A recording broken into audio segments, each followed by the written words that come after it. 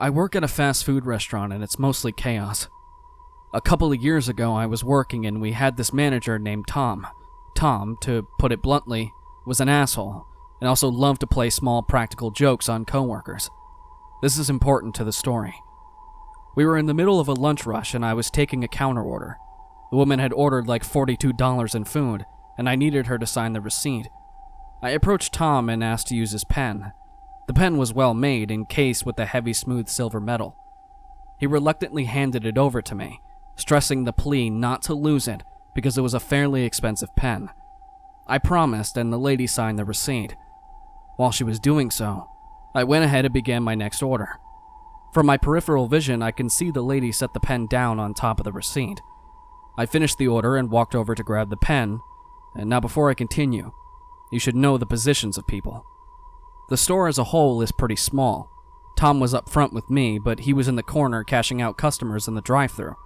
Another coworker was bagging orders, which is closer to where I was, but not right by me. From the counter, you can see back into the kitchen where our cook was making sandwiches.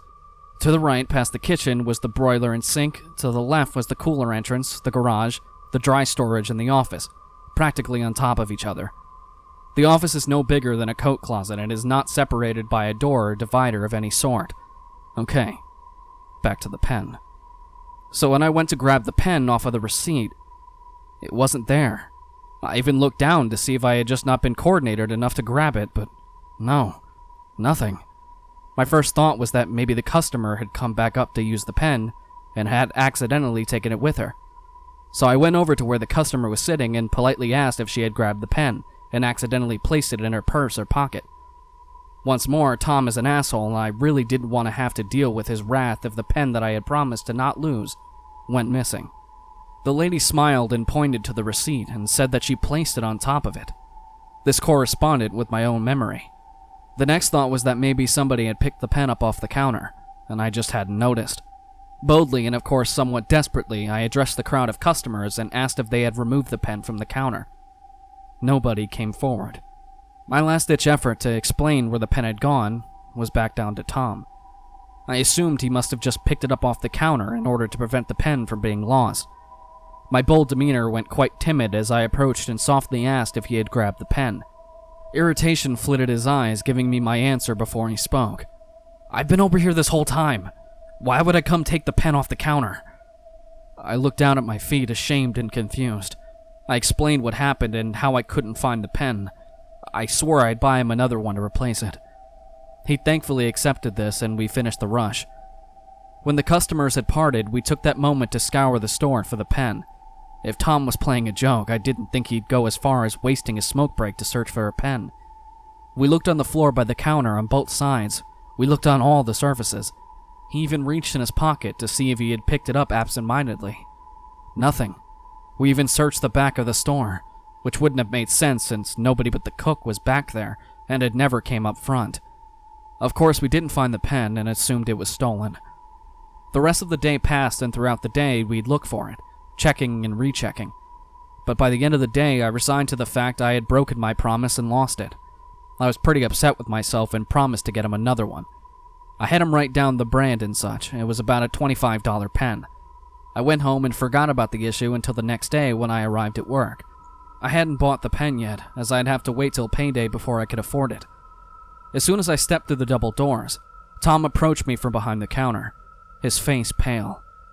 Without saying a word to me, he reached into his pocket and pulled out none other than that heavy silver metal encased pen. I didn't know how to react, so I laughed. I looked at him and said, "Wow, Tom, that was really an asshole move, great joke." But he never smiled. Instead, he looked at me confused. "I never grabbed the pen," he said. "I even double-checked my pockets when I got home." There was almost a whimper in his voice, as though begging me to give him an explanation when I was trying to understand myself. He explained that he went home and checked his pockets one last time, and came up empty-handed, of course. He had a snack and went to bed. That morning, he had awoken and grabbed his shirt. Inside the pocket was the pen. The very same pen we looked for hours. So I asked if he had another shirt or another pen that maybe he had grabbed the shirt with a similar pen in it. He slowly shook his head. explaining that the pen lost was the only pen he had of that kind, and this was the only work shirt he had at the time. It was then that my facial expression matched his. My face went pale and I instantly looked away with the short response of, "Well, that's weird," and we instantly moved on. To this day, I occasionally think about that moment and what happened that day. I still work at the same fast food joint, and while Tom no longer works there, whenever I do see him, if I bring the conversation up, he looks away, laughs uncomfortably, and changes the subject. When we can't explain something and it makes us question our reality and our beliefs, it's understandable why Tom felt so uncomfortable about the subject. Today I laugh it off as a glitch, because I know I'll never know what happened.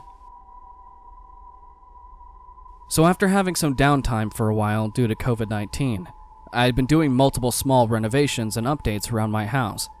And a few weeks ago, I got around to updating some insulation in my attic and creating a small storage in a part of it. First time I went into the attic was just to make a material list and take some measurements, but I had noticed some leaves and twigs in one area near some insulation that had been blown down. When I investigated to see where it was coming from, I found a spot where the roof connects, and there was a hole big enough to fit my hand through it. I got frustrated by another demonstration of incompetent work from the previous owner, so I added some more things to my list for fixing the hole I had discovered, took a picture of the hole on my phone, and then came out of the attic to price everything out. A few days later, once I have all the materials, I ventured back into the attic to get ready for work. I decided that I was going to fix the hole first, as I would have to redo the insulation that got blown out from it. When I finally got all my tools laid out in the tight space and boards to work on, I took another look at the hole. Only, there was no longer any hole. I looked around confused. There were still leaves and twigs that had blown in. The insulation was still hanging down, but no hole. I remembered the pictures that I took of it, and I whipped my phone out, only to find no pictures of the attic at all. I was way beyond confused at this point and didn't understand at all what had happened. I finished all my insulation work, added in my new storage area, and got a new access hole cut out and closed up. Later that day, I was talking with a friend of mine, and he asked how fixing the hole went. I just said, it didn't. There was no hole. He didn't believe me because I had vented for a while after finding it the first time. Same thing when talking to a few other people that I had mentioned it to. They asked how fixing it went, and I tried to explain how it just wasn't there. Let me know if anyone has any ideas. I think about it every single day, like it's not like it was patched up or anything. It was as if the roof had been redone properly to minimize the gap from inches to almost perfectly sealed. If this sounds familiar, I shared my story on this subreddit a few years ago through a throwaway account. Me and my friends have recently been talking about this and getting their perspectives. I was told I should repost it here with some new information and details to add. I'd like to disclose only one of us had a working phone, so call or text wasn't possible. 5 years ago now, in 2015, while me and my friends were in our early teens, I hosted an annual Halloween get-together at my grandparents' house, the day before the 31st, with a few close friends. Nothing unusual, snacks, movies, and games, no drugs or alcohol. Since my grandparents live around a quiet circle just outside town, we would take night walks around between the hours 11 p.m. and 3 a.m., just to walk and talk. For a better idea of the layout of the circle, it's a one-way entrance and exit neighborhood, about a quarter mile and around a 10-15 minute walk at most, built on a hill with 2 flat stretches of road, one on top of the hill and one at the bottom. For privacy again, I'll use my friends' initials, A, E, and Z. It was around 12 a.m. on our second loop around the circle. Me and A had grouped up, while E and Z grouped up, having our own conversations. Me and A got a little ahead of E and Z, and lost in our conversations, I say only around 20 feet, we stopped when suddenly we could no longer hear them behind us. We waited for them to turn the corner at the top of one side for about 5 to 10 minutes, I'd say, before changing directions uphill to go look for them. Once on top of the hill, we looked down the flat stretch of road and couldn't see them. Thinking they had changed directions or had stopped further back than expected, we circled back the other way. We don't remember exactly how many times we stopped or looped the circle, but somewhere in the area of 4 loops, stopping periodically for 10 to 15 minutes to wait and changing directions once or twice. Me and A started getting concerned and decided they probably went back inside the house, so we headed back inside to no avail. We sat and watched out the window for around half an hour, hoping we'd see them pass. I remember feeling sheer panic, thinking I would have to wake my grandparents and explain how 2 teenage girls have gone missing for almost 2 hours at this point. A wanted me to consider waking them up, or even possibly calling the police, assuming the worst. Around 1:30 a.m. now, I thought they might have left the circle. We decided we would go out and look for them once more before waking my grandparents. We walked to the entrance to the circle and yelled for them without an answer. Right when we went to loop the circle again, we saw their light coming around the circle from the other side. We ran to them and asked what had happened and where they went. They seemed confused and said they had only been separated from us for at tops 30 to 45 minutes. We looked at the phone and it was 2:10 a.m. We made our way back to the house and passed out shortly after. Me and A just felt an overwhelming sense of relief and could only correct the fact that they had been gone for over 2 hours. For a while, we thought E and Z had just pulled a prank on us and hid somewhere in someone's lawn. They both claimed to have never turned out their light or changed directions, only once on their last loop. By all means, we should have seen each other. 5 years later, and I've never really stopped thinking about it and brought it up with the group, E and Z never pranked us. I got both their sides of the story. From E and Z's perspective, they were also in conversation and noticed we had gone ahead, but they remained going in the same direction, walking at a faster pace to catch up to us.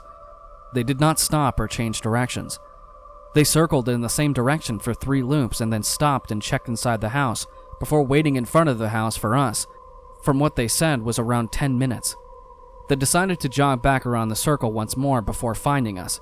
They never heard us yelling for them, and before telling them how long they were gone for, they were both adamant they had been gone for less than an hour. It's impossible that we just kept missing each other, considering me and A changed directions as soon as we couldn't see them while they kept going in the same direction. And the amount of stops we took, not to mention the time difference. We all agree it's likely they went into an alternate dimension or reality, considering we can't find any reasonable explanation for being in the same place, but on different timelines. To test it, maybe now, while we all have mobile phones, and see if those are in any way affected. But in all honesty, I doubt it would happen again. Being as superstitious as I am, I think entries to different realities open randomly, but I do want to experience it myself one day.